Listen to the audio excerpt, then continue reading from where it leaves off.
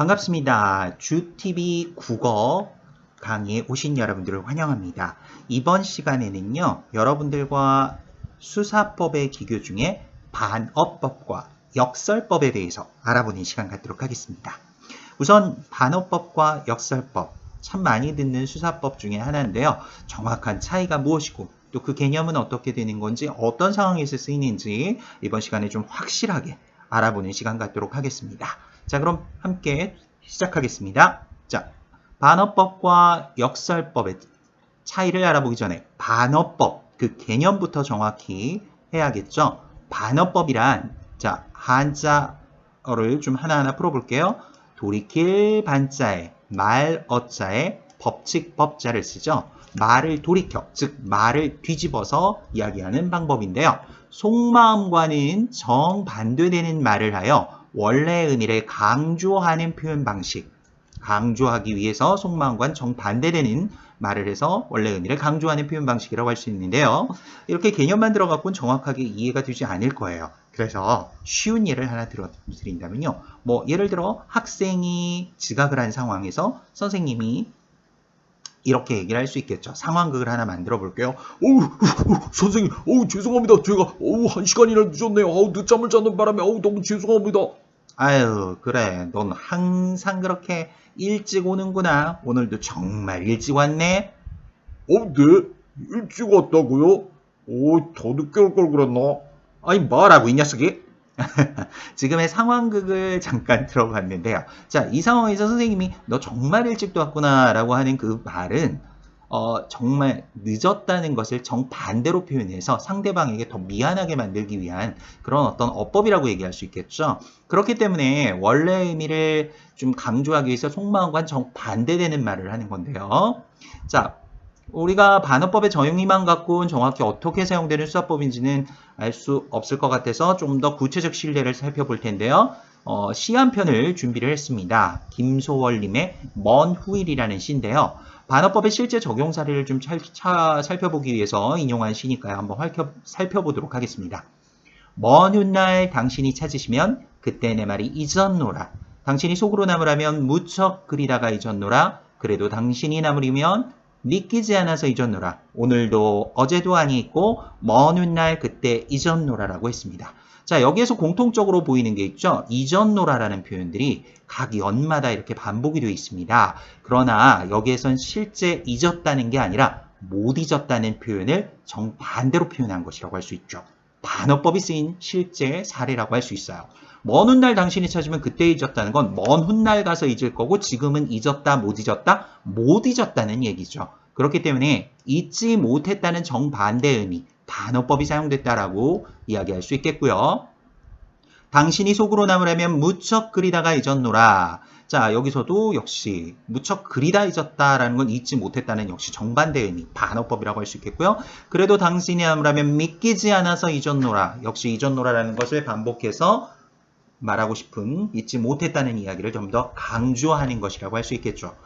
오늘도 어제도 아니있고 먼 훗날 그때 잊었노라. 자, 오늘도 어제도 못 잊고 먼 훗날이니까 미래 어느 날 가서 잊을 거긴 하지만 언젠진 몰라요. 그렇기 때문에 먼 후일에도 잊을 수 없다는 그런 의미로 볼 수 있어요. 그래서 반어적인 표현을 사용을 해서 화자의 그리움의 정서를 좀 더 극대화, 좀 더 크게 드러낸다. 자, 이런 표현 효과들이 바로 반어법이라고 할 수 있는 겁니다.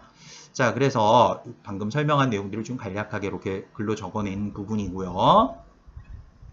그래서 반어법은 다시 한번 정리합니다. 반어법이란 속마음과는 정반대되는 말을 해서 원래 의미를 강조하는 표현 방식.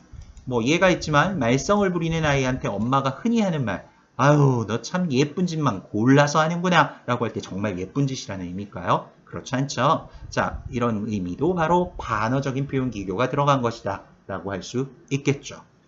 그래서 다시 한번 반어법은 속마음과는 정반대되는 말을 해서 원래 의미를 강조하는 표현 방식이다 라고 정리해 볼 수 있습니다.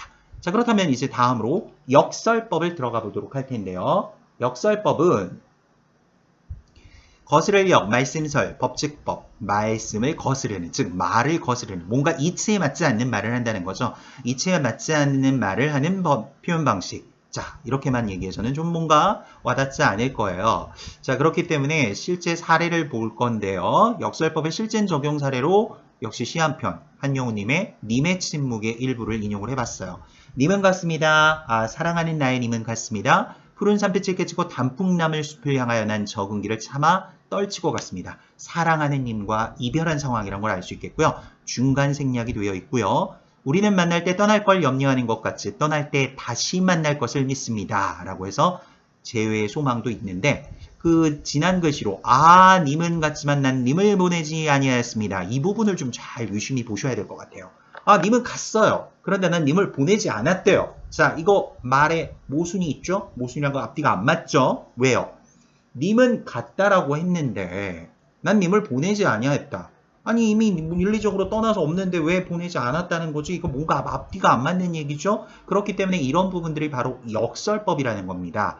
이 말은 실제적으로 임은 내 곁을 떠나서 내 곁에 현재 없지만 내 마음속엔 아직도 그 님이 정말 남아있어서 님을 보내지 않은 것과 같다. 님에 대한 그리움이 크다. 이런 것들을 강조하기 위한 거죠. 그래서 이런 부분들이 바로 역설법이라고 이야기할 수 있는 겁니다. 그래서 역설이라는 말은 모순적, 이율배반적이라는 말과도 같은 의미를 좀 갖고 있어요. 그래서 겉으로 드러난 표현만 본다면 명백하게 의미가 모순되고 이치에 맞지 않습니다. 하지만 그 속에 뭐예요? 진실을 담고 진리를 강조하거나 신선함과 경이감을 주고자 할 때 사용하는 방식이라고 볼 수 있겠죠. 자, 토끼도 오케이 하고 있죠? 여러분들, 자, 여기까지 역설법의 개념 정확히 이해가 되시나요? 예를 들면 조금 더 쉬운 예를 하나 들어볼게요. 뭐 예를 들어 다른 예로 아이가 친구들에 비해서 더 많은 것을 가지려고 막 욕심을 부려요. 그래서 친구들과 막 싸우려고 해요.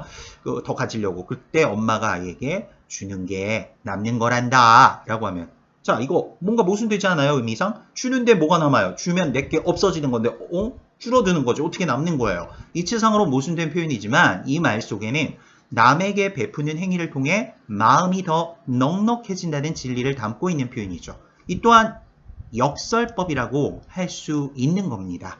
자, 그래서 역설법은 다시 한번 정리하자면요. 서로 모순되는 말을 통해 진리를 드러내는 표현 방식이다.